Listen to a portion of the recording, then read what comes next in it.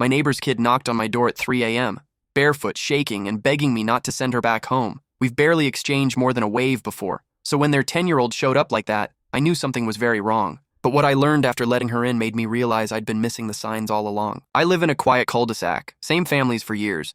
You nod when you pass each other, maybe trade cookies at Christmas, but that's it. Next door is a couple in their late 30s and their little girl Sophie. Sweet kid, always reading in the yard, always polite. We've never talked much, so when I woke up to a soft, rapid knocking at 3 a.m., I wasn't expecting to see her on my porch. Barefoot, pajamas, hugging a stuffed rabbit like her life depended on it. Her voice trembled. "Can I stay here tonight? Please?" I pulled her inside without thinking, wrapped her in a blanket. Her feet were ice cold. "Where are your parents?"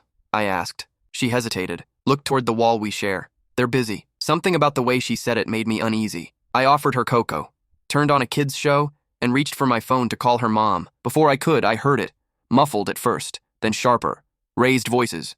A man's voice, clipped and angry. A woman's voice, higher, defensive. Then a thud. I froze. Sophie's eyes flicked toward the sound, then back to the TV like she'd learned not to react. A few minutes later, headlights swept across my blinds. A car leaving fast. Only one shadow in the driver's seat. Sophie stayed curled up on my couch. She didn't ask for anything. Didn't even yawn. Just clutched her rabbit tighter. An hour passed. Then a knock. This one loud and deliberate. It was her dad. His shirt was wrinkled. His hair looked like he'd been running his hands through it for hours. "Is Sophie here?" he asked, like this was the most normal thing in the world. I said yes. She was asleep. He nodded once. "She can stay with you tonight. Her mom won't be back until tomorrow." No explanation. No thank you. Just turned and walked away. The next morning, while eating toast, Sophie whispered, "They fight a lot when no one's around. Last night was worse." I didn't press her, but when her mom finally came to get her, she avoided looking at me entirely. Sophie kept hold of my hand until her dad called her over. That night, I noticed something new. Sophie's bedroom light stayed off. Now I keep my porch light on just in case I hear that knock again. If you were me, would you step in